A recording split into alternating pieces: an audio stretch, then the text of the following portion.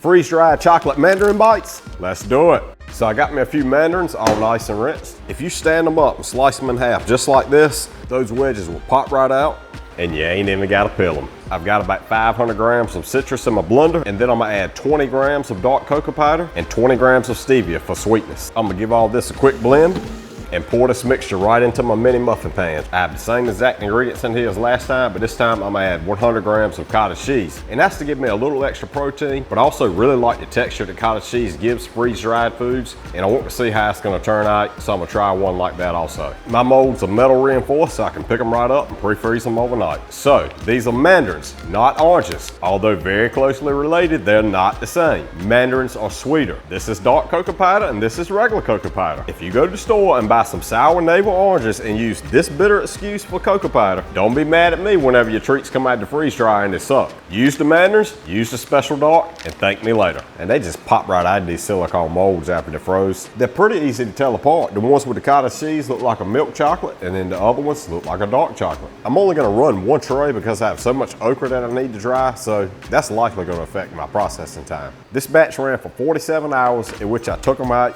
broke them loose from the tray, flipped them over, and ran them another 5 hours. Texture is very airy and fluffy, just like it is with most recipes that I blend up and refreeze in my molds. However, the ones with the cottage cheese do have a slightly more airy texture. Neither one of the recipes turned out to be extremely sweet. I do prefer the ones with the cottage cheese because the flavors blended together better in my opinion, whereas the ones with just chocolate, the mandarin is still the dominant flavor. Before I run these again, I think I'll add just a touch more sweetener, maybe like 25% to the all chocolate ones. These will get stored in a mason jar with an O2 absorber and then vacuum sealed. These are not my favorite treat that I've made in the freeze dryer, but they still turn out to be exceptionally well, and I'd recommend either recipe. And as for all this okra, well, that's gonna get stored the same way that I just stored those snack bites. This is just an incredible way to free up some of my freezer space. No matter if you want to make unique snacks like this, or free up some freezer space like this, a freeze dryer can make all of that possible. Mine is currently on sale, and I truly feel blessed to be able to use mine every day.